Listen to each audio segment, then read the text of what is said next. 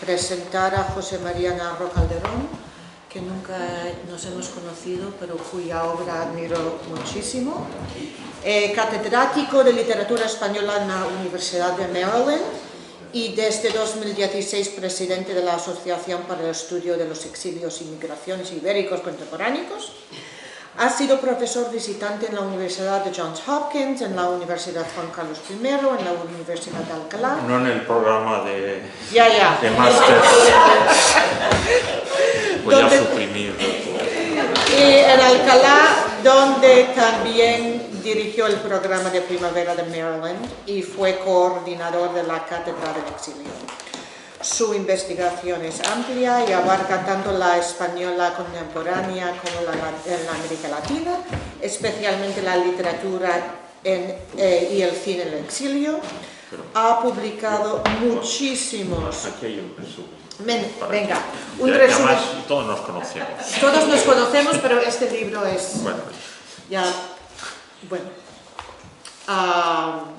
Entre otras publicaciones, destacan Entre el exilio y el interior, El entresiglo y Juan Ramón Jiménez y sus ediciones de El exilio de las Españas del 39 en las Américas, A dónde fue la canción, El rapto de Europa y Campo francés de Max Aub, Poeta en la arena, El paraíso incendiado, etc. Entonces este es el libro más reciente, fundamental, que ojalá que me lo regale. Ok.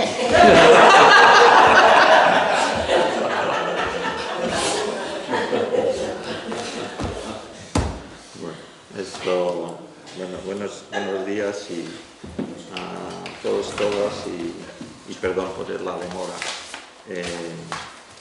Lo que voy a intentar plantear en esta intervención es regresar sobre algunos conceptos que he planteado aquí en este libro, pero para actualizarlos, puesto que continuamente se van añadiendo elementos al archivo, y centrarme en el título como es Viejos campos, nuevas concentraciones, y tomo el título de una forma polisémica, en el sentido en que los antiguos campos siguen actualizados hoy en día, eso no es ninguna novedad, y las nuevas concentraciones, entre ellas las que afectan a estos recintos externalizados, dentro o fuera de los espacios de la Unión Europea, en las Américas, etcétera. También tienen un componente testimonial, que es el que voy a intentar traer esta mañana aquí, entre ellos el de un joven nacido en Zaragoza el 15 de agosto de 1915, por casualidad. Sus padres viajaban en el expreso a Madrid y el parto se produjo en la ciudad de Zaragoza. Un joven llamado Manuel Velilla Aznar, y fallecido a la edad de 104 años, 103, me corrigen, no llegó, el 23 de febrero de este año presente. Seguramente no hay confirmación, y además estas cosas de las estadísticas, probablemente el último internado español del campo de Vernet, d'Ariège, vivo, que estaba vivo. Y además una coincidencia muy extraordinaria, puesto que en los campos, como sabemos, uno de las faltas es la del archivo fotográfico. Y sin embargo, en el archivo fotográfico del Vernet hay un abundante archivo fotográfico. Se encontró por casualidad hace años una enorme cantidad de placas de vidrio que se habían en un desván, ¿no?, en una casa particular, que fueron luego utilizados por una por una cineasta, Linda Ferrer Roca, una película que recomiendo a todos, el Vernet, Fotografías de un campo, el Vernet d'Ariège, Fotografía en campo, una película de 1997, en donde Linda hizo un muy buen trabajo, entre otras cosas, intentando identificar algunos de los que, gracias a la presencia todavía de testigos, de algunos de los que podrían aparecer en aquellas placas fotográficas, porque los archivos franceses no hay ningún tipo de archivo de nombres que correspondan a estas placas. Probablemente la hipótesis que maneja Linda es que era el fotógrafo el que mantenía, era un fotógrafo ad hoc que acudía con un material ad hoc a los campos y el que hacía, entre otras cosas, ¿no?, el tipo de placa policial, ¿no?, que vemos aquí. Por una serie de circunstancias y de dados que sería largo de entrar, yo conseguí identificar esta, que ha marcado por 138, este es Manel Velilla, y luego veremos por qué otra circunstancia lo logro identificar. Pero a su vez me quiero referir a la cuestión de, por lo tanto, la repetición de estas estructuras de represión, por un lado, ¿no?, que se actualizan hoy, y por otro lado, la repetición, no solamente la repetición de estas estructuras físicas de represión, que es el campo, el lugar de identidad donde están los refugiados, sino a su vez la repetición y la continuidad de una serie de discursos represivos, tanto legislativos como discursos teóricos sobre lo que significa el campo, y que van desplazándose a través de la historia y de la historia global, de la historia de la humanidad, puesto que el recinto concentracionario empieza a ser no ya solamente una serie de identidad de la modernidad, sino que lo podemos remontar a través de procesos de represión, ¿no?, a través de diferentes culturas, de diferentes épocas, según vamos haciendo y se van contribuyendo los estudiosos, ¿no? Por ejemplo, recomiendo un libro de Andrea Pfister, ¿no?, sobre un estudio global sobre los campos. Es decir, la necesidad de ya mirar este problema de una forma global, planetaria, ¿no?, y transnacional, entre otras cosas, porque otros de los dos protagonistas a los que me voy a referir aquí, entonces, como digo, en nuevas concentraciones, es el testimonio de Bruno Weil, que es un judío alsaciano, transnacional, nacido en Alsacia, luego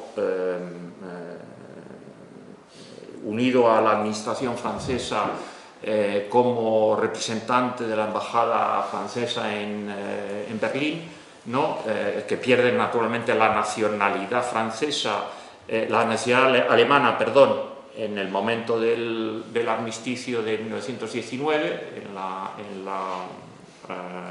en Versalles, pero queda adscrito de todas formas a la administración francesa, que emigra luego posteriormente a la Argentina, que regresa a Francia en los días de lo que va a ser el segundo conflicto mundial, y que luego es concentrado en el campo del Vernet, ¿no?, donde como un alto jerarca de la administración y conocedor de la ley, ¿no?, lo que intenta es racionalizar qué es lo que está ocurriendo, ¿no?, dentro y fuera de la Alhambra. Es decir, que es fundamentalmente una mirada jurídico-teórica, ¿no?, que antecede, entre otras cosas, a la de Hannah Arendt, claro, en este sentido. Y Weil llega, más o menos, evidentemente, a las mismas conclusiones. El hecho de que se ha producido un colapso total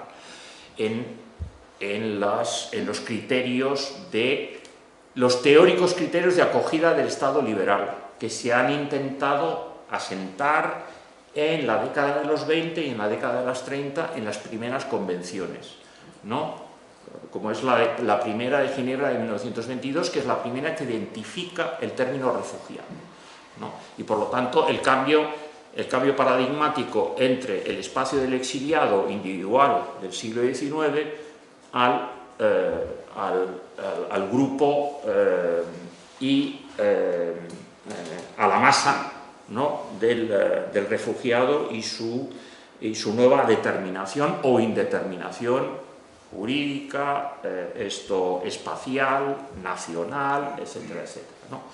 Y luego la tercera concentración es la de Luis Casas, también otro ejemplo transnacional, en este caso de un reemigrado argentino que pasa de Argentina a España, que participa en el conflicto civil de las Españas del 36-39, adscrito a la CNT, y que de alguna forma traza el itinerario típico del escrito de memoria del conflicto, de la retirada, de los campos y finalmente de la reemigración final, 10 años más tarde, a la Argentina, ¿no? Es el refugiado que acaba en ese limbo, en ese no lugar, porque no tiene ningún tipo de arraigo político, sindical, personal, nacional, en este sentido, porque de nuevo estamos en el no lugar ya del transnacionalismo del refugiado del campo, ¿no? Entonces, que es que le producen unas segundas o terceras alambradas, ¿no?, en ese sentido.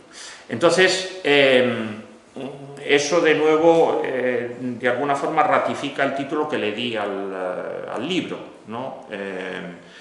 Porque naturalmente las alambradas y los exilios están continuamente retroalimentándose, ¿no? Y los momentos en donde se buscan ante las grandes crisis de refugiados que se van a dar en los años 20, 30, 40, a través de convenciones ad hoc, en realidad, ¿no?, parar las sangrías, pues simplemente, bueno, son aplicar vendas a lo que son ya tumores, ¿no?, que se van generalizando y que se van multiplicando y que nosotros hemos heredado absolutamente. Es decir, la crisis absoluta del Estado liberal, ¿no?, del Estado liberal incapacitado ya desde finales del siglo XIX para responder, ¿no?, a estos colapsos migratorios de masas de refugiados producidos por los conflictos ya globalizados. Es decir, que tiene que haber además, por lo tanto, dos circunstancias que se dan, ¿no?, en estos momentos. La circunstancia de la guerra total, ¿no?, que empieza a afectar a las poblaciones civiles a partir de la guerra civil estadounidense, ¿no?, la política de tierra quemada del general Sherman, entre otras cosas. Los primeros campos sin alambradas, no modernos, son los de Sherman en el sur, ¿no?, con tapias de madera, etc. Y luego, naturalmente, ¿no?, la necesidad, luego ya técnica, de, con la alambrada, ¿no?, transportar ganado dentro de lugares designados y lugares apartados. Bueno, luego el segundo elemento que se puede destacar en todo esto serían las analogías, ¿no?, que no necesariamente las amalgamas, ¿no?, de situaciones, en donde por un lado estamos viendo, ¿no?, respuestas muy similares a crisis, ¿no?, análogas. Por ejemplo, en el espacio del Mediterráneo, que es primero el espacio donde se da, ¿no?, el intento de huida y de acogida de los refugiados de los años 30, ¿no?, los famosos barcos, ¿no?, de los cuales Maxau plantea, aunque el San Luis termina en Cuba, en Estados Unidos, se regresa a Europa, es en San Juan, ¿no? Son esos míticos barcos de los judíos que buscan algún tipo de refugio y hoy en día no se les deja zarpar, ¿no? Como sabemos, del Open Arms, ¿no? La respuesta de la Unión Europea es contraria, evitar que el problema se multiplique, simplemente que desaparezcan más allá de nuestra mirada, ¿no? La cuestión de la quinta columna, ¿no? De los años 30, quintacolumnismo, ¿no? De anarquistas, nazis, fascistas, comunistas, ¿no? Todos ellos, y hoy es el islamista, etcétera, etcétera, etcétera, etcétera, ¿no? Y luego la cuestión, naturalmente, de la no intervención, de los años 30, y que hoy se da con, ¿no? También políticas de no intervención, semi-intervención, y sobre todo de externalización de refugiados, ¿no? Entonces, de esos 65 millones de la que habla el alto comisionado, ¿no? De los cuales hay unos 5 millones de peticiones de asilo, bueno, se los encargamos a otros, a Turquía, al protocolo de Jartum, etcétera, etcétera, para que estos problemas no nos invadan, ¿no? Bien, eso naturalmente produce políticamente, como sabemos, una serie de respuestas que también son análogas, ¿no? El ascenso de las tendencias totalitarias en los años 30, como respuesta a su vez a una crisis económica, la del 29, y como hoy es la de 2008. Y en este sentido, claro, la importancia de responder a este tipo de crisis, y por eso el ejemplo de un individuo anónimo, como puede ser el de Manel Velilla, un hombre que con su hermano sale por la frontera franco-española de forma catastrófica en febrero del 39, pero que consigue más o menos evadir los campos de la playa, llega a Nantes, se refugia en Nantes a través de conexiones de familiares, etc., pero finalmente acaba en el Vernet, denunciado, ¿no? El prefecto de Nantes los interna, ¿no? Porque le han forzado conocidos a no detenerlos. Precisamente hay un momento donde el peso de la ley cae, ¿no? Finalmente sobre estos individuos. Es decir, ¿no? la cuestión del papel mojado, de la falta de derechos, de la arbitrariedad, ¿no? Consecuente que aparece en estos momentos, y de nuevo, como digo, la ramificación global del campo, ¿no? Es decir, porque en realidad y por eso yo me interesaba y me interesó el estudio de lo que había ocurrido en Francia, porque claro, Francia es la puerta, ¿no? Y Francia es el lugar donde el campo, ¿no? Se va transformando y retransformando a partir, en teoría, de una estructura democrática, como es la de la Tercera República, con además antecedentes importantes en la historia de la concentración. Por un lado, desde el punto de vista administrativo, porque ya hay un libro de Babi, ¿no? De los campos franceses de la Primera Guerra Mundial.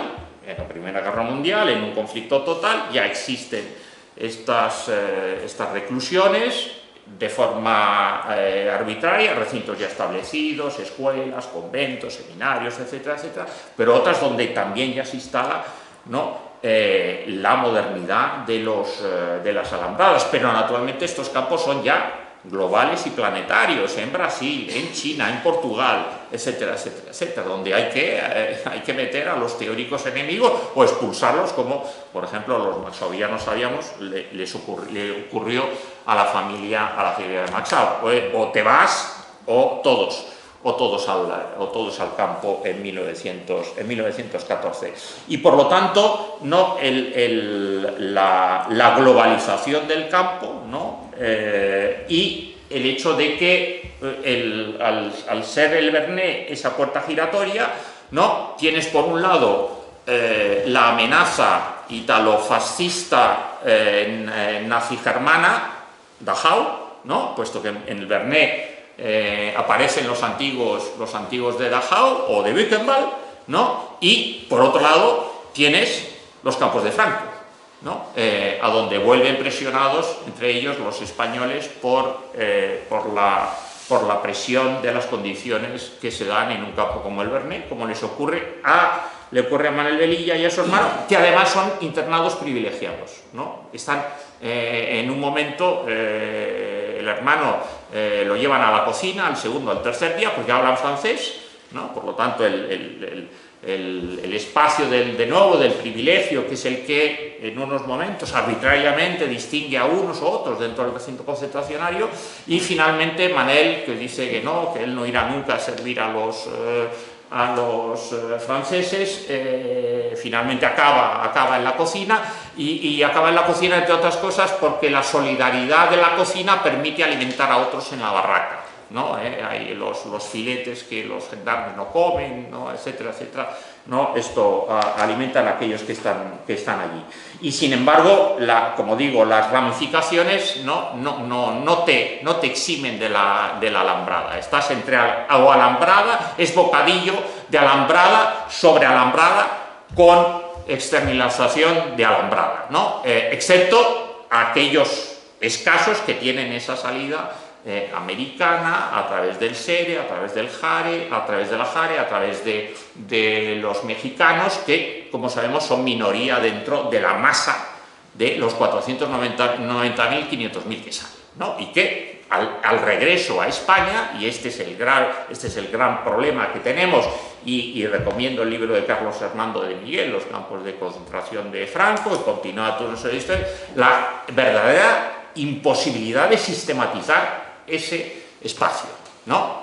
Y, entre otras cosas, cuando entramos en determinar cuántos pasaron, cuántos fallecieron, etcétera, etcétera, de la misma forma que tenemos la imposibilidad de sistematizar cuántos fallecieron en Francia. No lo sabemos. Carlos dice 14.000 kilos, ¿no? Pero Luis Casas da, ¿no? En un momento de su testimonio, y esto es lo interesante, ratifica que en un momento están cayendo sistemáticamente dentro de los campos de la playa. La gente se muere, ¿no? Decenas de ellos, ¿no? Y por lo tanto nunca sabremos, se barajaban 10.000 personas, en fin. Bueno, el tema de las cifras, que al fin y al cabo no nos llevan a ningún lado. Bueno, entonces, por lo tanto, no, la cuestión del papel mojado, que había estudiado evidentemente entre ellos hay, ¿no? Bien, si a su vez vamos viendo la evolución técnica del campo, ¿no? Algo que yo aprendí en este buen libro de Andrea Pitzer, ¿no? Naturalmente estaba el prolegómeno posterior a los campos de la guerra civil estadounidense, los reconcentrados de Guayer en Cuba, pero luego la utilización del discurso anticoncentracionario por parte de los periódicos y de las autoridades norteamericanas para justificar la intervención contra la colonia española, pero luego la reutilización precisamente de los campos en Filipinas, ¿no? Inmediatamente una buena técnica del enemigo es reapropiada por los liberadores. Bueno, en Bruno Weil, como digo, lo interesante es su disquisición sobre lo que implica el Vernet. De nuevo, un individuo en una situación de extremado privilegio que acaba en el Vernet. Y como todo individuo, y además en los relatos, ¿no? Coincide siempre esta pregunta: ¿por qué? ¿No? Y la primera respuesta al por qué tiene que haber un error administrativo. Es decir, algo en la maquinaria administrativa en la cual todavía creen los internados, los concentrados, ¿no? Algo ha entrado, un grano de arena, y ha bloqueado la maquinaria. En el momento en que esa maquinaria se vuelva a engrasar, ¿no? todo desaparecerá, ¿no? Y por lo tanto, lo interesante del testimonio de Weil son las disquisiciones internas, no las largas evaluaciones que además vienen posibilitadas y también contaminadas por los bulos, ¿no? Que es a su vez el lenguaje arbitrario del campo, ¿no? que Max Aub explota, viene, entonces se le van dando vueltas, ¿no? a una serie de noticias arbitrarias, ¿no? que por lo tanto van sacando conclusiones arbitrarias, ¿no? Y de las conclusiones arbitrarias más interesantes que vemos en el relato de Weil es cómo se aferran, entre otros, ciertos refugiados transnacionales, entre ellos, por ejemplo, judíos, polacos, checoslovacos, belgas, etcétera, etcétera, ya a pesar de la noticia, ¿no? de que y la presencia de la comisión, ¿no? de repatriación italo-germana, que responde a la cláusula 19 de la rendición, el armisticio de 1940, por la cual, ¿no? tanto Italia como Alemania pueden sine die deportar a cualquier individuo de su nacionalidad sin pedir explicaciones a nadie, rompiendo por lo tanto, ¿no? el principio de la Convención de 1933, ¿no? que es la primera convención solamente firmada por 8 estados, entre ellos Francia, ¿no? que impide la no devolución del refugiado. Y entonces este es el principio que preocupa fundamentalmente a Weil.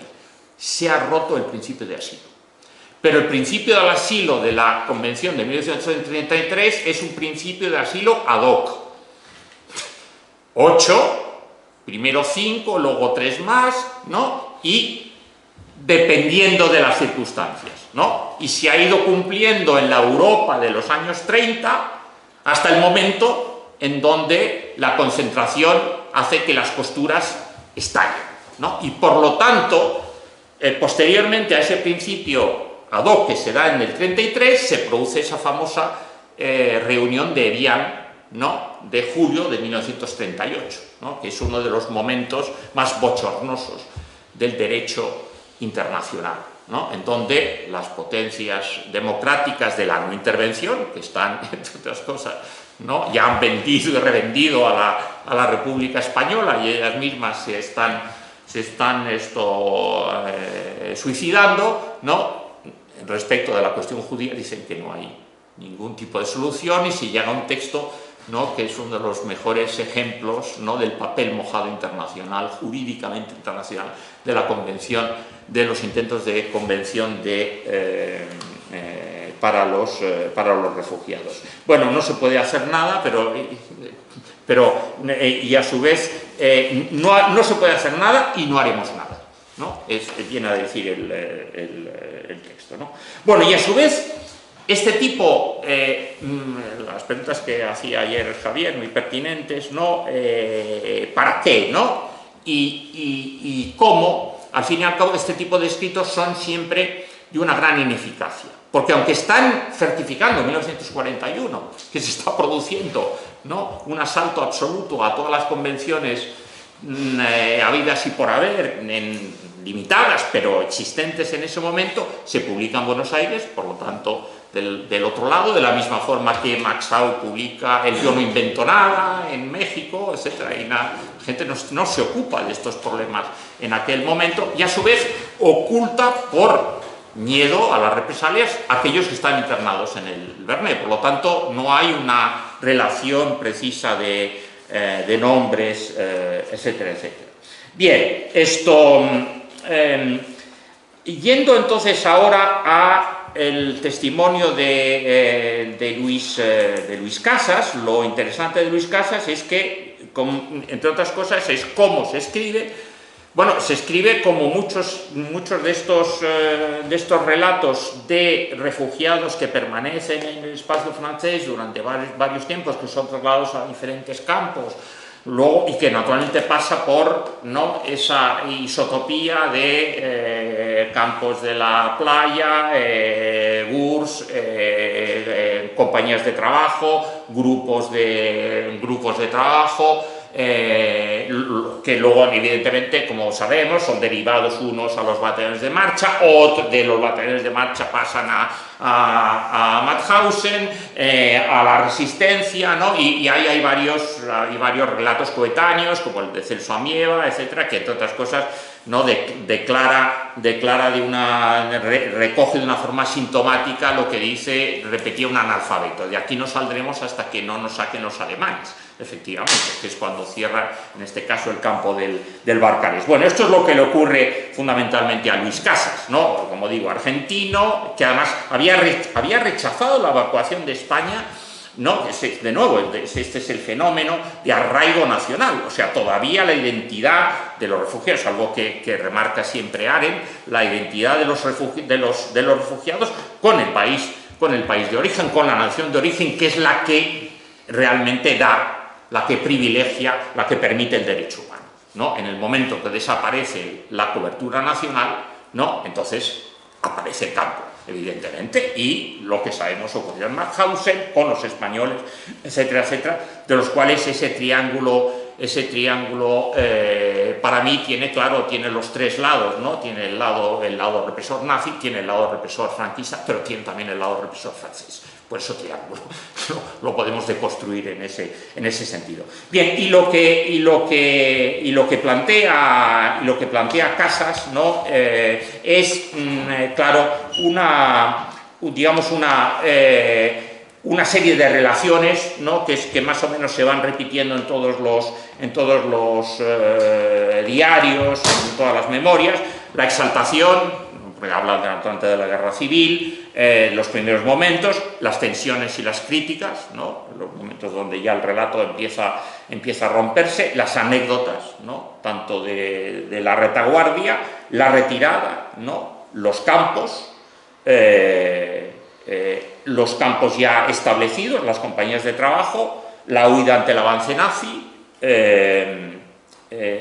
las pocas ayudas que reciben estos refugiados transnacionales, sus subsistencias como obreros en la maquinaria alemana, en la maquinaria nazi, ¿no?, la resistencia y finalmente la ansiada repatriación, ¿no? Y por eso reelaborado 3 veces, ¿no?, como digo. Entonces, un relato donde los elementos, los referentes pueden ponerse en duda, ¿no? Y finalmente, hablar muy brevemente del relato de Manuel Velilla. Es un relato manuscrito, entre otras cosas, de su estancia en el Vernet, y algo que le une de nuevo a Casas, o que le une a Mat Piniella, o que une y que une de nuevo, ¿no?, estos campos, lo extraordinario que ocurre de vez en cuando en el campo. Y una cosa extraordinaria que de vez en cuando ocurre en el campo es el deporte, ¿no? Este momento, este paréntesis, ¿no?, en donde ciertos privilegiados, ¿no?, que le dan bien a la pelota, o los combates de boxeo, ¿no?, etcétera, consiguen, por lo tanto, una mejor alimentación, un privilegio de subsistencia, ¿no? Y entonces Luis Casas dice: así pasábamos los días y muchas tardes viendo jugar al fútbol, mirando los partidos que se hacían, en este caso entre profesionales, ya que muchos de ellos fueron contratados por entidades deportivas, también de las compañías de trabajo, se formalizaron, etcétera. Bueno, algo precisamente que en Migraciones y Exilios vamos a publicar ahora un número dedicados al deporte y exilio, del cual está relativamente poco tratado, ¿no? Hubo muchos deportistas republicanos que fueron víctimas del exilio. Y esto es lo mismo que cuenta Manel. Luego, y aquí está en el Vernet, ¿no?, luego privilegiado en 2 fotos en la cocina, donde a su vez aparecen junto con un capitán de información, Mayer, ¿no?, un alsaciano, al cual además él me relató que le había preguntado, ¿no?, la pregunta del millón: mon capitaine, pourquoi est-ce que nous sommes ici? ¿no? Y entonces un día aparece Mayer con la ficha de Marel y supongo de su hermano, y entonces le presenta la ficha y con una goma dice «Posà» y borra, ¿no? Borra la determinación Sispé o du point de vue nacional, que estaban en el Quartier C, no había ningún tipo de cargo o de sospecha política, ¿no? Posà. Entonces yo fui al archivo en un momento, busqué la ficha y en la ficha se había vuelto alguien, no sé si Meyer o el que fuera, había vuelto, o la ficha que yo miré, ¿verdad? Era solamente el ejemplo arbitrario que Meyer le había mostrado en la cocina. Pero bueno, estos son los cocineros, los que servían en la cocina, etcétera, etcétera, y luego en la desesperación, en el miedo de ser llevados, ¿no?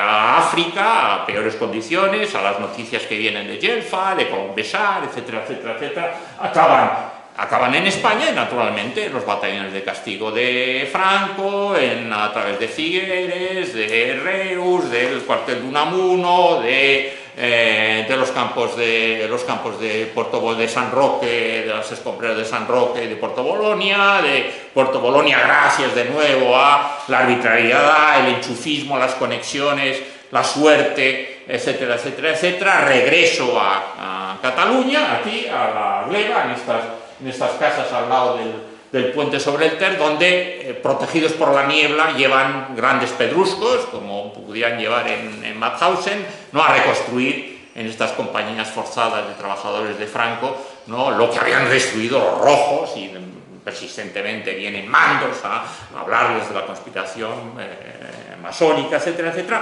o de vez en cuando, ¿no? Oficiales que se apiadan, ¿no? De las condiciones terroríficas de aquellos concentrados, pero también muchas veces en una lucha interna, ¿no? por el mando, pero sí médicos del ejército franquista que todavía en algunos momentos pueden imponer algún tipo de criterio, ¿no? De salubridad y, por ejemplo, sobre todo ante epidemias de tifus verdaderamente graves, donde no solamente están contaminados los soldados, sino pueden contaminar a la población civil. Y entonces Manel cuenta, ¿no? Que como protegidos por la niebla de la plana de Usona, ¿no? Llevan un pequeño pedrusco, ¿no? Mientras los soldados, más o menos, ¿no? Son momentos donde el discurso positivo, ¿no? El humor, ¿no? En la memoria, ¿no? Aparece, ¿no? Y permite aguantar el relato. Pero les leo simplemente, ¿no? la cuestión del fútbol, ¿no? En el cuartel de Torelló, ¿no? Donde también va a buscar el rancho, queda aquí un resto de un cuartel de caballería de 1860 frente a una maravillosa iglesia del tardío románico. Dice: en el cuartel de Torelló había un sargento fanático de fútbol y también un alférez. El sargento era extremeño y andaluz el alférez, que me dio un día una tarjeta que rezaba después de un nombre que he olvidado: matador de novillos de toros. El sargento de Marras me encargaba cada tarde que formara 2 equipos para jugar al fútbol, y había que jugar no solo un partido, sino toda la tarde. Todo tiene su lado. El sargento se mostraba implacable. Al principio la cosa no gustaba a todos, pero con la alimentación que nos daban y que no había mejorado desde Andalucía, pronto no se pudo resistir tanto fútbol.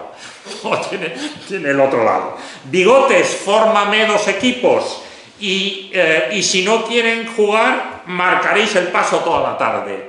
Era a mí a quien se dirigía llamándome Bigotes, el que había podido conservar y que con el pelo siempre rapado al cero resaltaba más.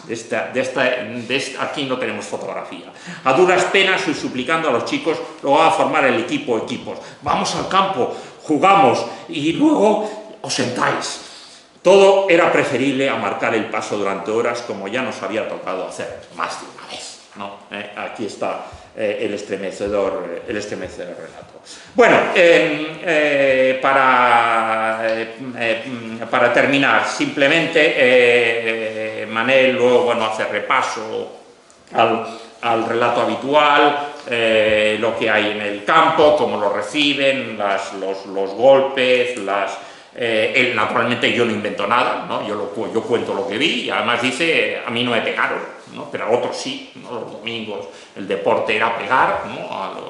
a los encerrados, las famosas tinets, ¿no? Que cuando volvían, si no eran las tinets que se revendían a los campesinos del lugar como para el cultivo, las comisiones alemanas, ¿no? La veracidad de las comisiones alemanas, los que se iban motu propio y luego forzados, ¿no? De nuevo, estos judíos que no entendían todavía del peligro que se tenía sobre ellos, el hambre y la arbitrariedad, ¿no? En el momento en donde Manel va contando los momentos en donde se levantan en el campo por el hambre, ¿no? Ese famoso grito, nous avons faim, ¿no? 5.000 hombres gritando, donde se instalan las ametralladoras, donde vienen las compañías de guardias móviles, ¿no? para intervenir, y entonces Meyer y los otros dicen, y vont voir ces salopards, ¿no? Y entonces Manel dice, no, mais moi aussi je suis un salopard, y Meyer le dice, no, toi tu n'es pas un salopard, ¿no? Y en estas dialéctica Velilla entiende que a lo mejor un día, ¿no? A Meyer se le cruza el cable y lo envía a África, y entonces prefiere, ¿no? lo desconocido de lo que serán luego los batallones de castigo de Franco. Bien, esto, ¿qué ha cambiado? Nos dice Danielle Lossac, ¿no? una gran defensora de los derechos humanos y estudiosa de estas cuestiones. Ella dice, no ha cambiado absolutamente nada, ¿no? Cuando hablamos de crisis, de refugiados, etcétera, etcétera, como si esto fuera una nueva plaga que ha desaparecido, no ha cambiado absolutamente nada, porque entre otras cosas las convenciones, ¿no? Excepto la de 1967, en el momento donde se cree que finalmente se ha resuelto el problema de los refugiados, de los 45-50 millones de refugiados de la Segunda Guerra Mundial, ¿no? Es el único momento en donde la Convención de Nueva York de 1967 asume no el hecho de que no puede haber la no devolución, el no refoulement, sino asume únicamente en ese momento que los estados están obligados a aceptar a los refugiados, ¿no? En ningún momento la Convención del 51 de Ginebra no asume la aceptación del refugiado por parte de los estados. Al contrario, es el refugiado el que tiene que mostrarle la prueba, ¿no? De que está evidentemente perseguido, ¿no? Y que no puede ser reenviado al espacio de origen. Bien, entonces, el principio de no devolución todavía está ahí, se mantiene con los cortapisas que conocemos. El principio de ayuda y de recuperación está enormemente en entredicho, ¿no? Entonces no son las alambradas de las playas en Francia, etcétera, sino es el mar, ¿no? Son las nuevas alambradas, ¿eh? El Mediterráneo es la nueva alambrada del 2019. Los acuerdos de Dublín, ¿no? En el que manteníamos de nuevo, se externalizaba en las fronteras en la que entraba el refugiado, esperando a que su demanda de asilo fuera admitida, ¿no? Por los terceros, que entre otras cosas justifican las respuestas catastróficas del Brexit, ¿no? Muchos de ellos peticionaban a los estados receptores, ¿no? El asilo en Inglaterra, eso se utiliza de forma lesiva, como conocemos, y a su vez de forma lesiva a los receptores, ¿no? Evidentemente el problema que tenemos, que se ha generado en Italia, y el que se está generando a través del discurso, porque todavía en España no se ha producido, a pesar de las diferentes oleadas, un proceso de avalancha que sí se produjo en un cierto momento en el sur de Italia, ¿no? Y por lo tanto, ¿no? En donde ya sabemos lo que tenemos por encima a la respuesta de esa incapacidad. Y luego, entonces, la externalización, el refugiado interno en fronteras externalizadas, y una serie de respuestas teóricamente internacionales, Frontex, ¿no? la policía fronteriza internacional, y sobre todo el papel mojado que continúa siendo, ¿no?, el lugar de identidad de los refugiados, y ahora también externalizado a terceros, en este caso, ¿no?, compañías aéreas, compañías marítimas, etcétera, que son los que impiden, ¿no?, que los refugiados lleguen a los aeropuertos de destino y creen a los estados receptores un problema de reenvío a las fronteras. Bueno, pues lo que planteaban Bruno Gay, lo que planteaban Luis Casas, lo que planteaban Manel Velilla es absolutamente de actualidad. Son los viejos campos y las nuevas concentraciones. Nada más.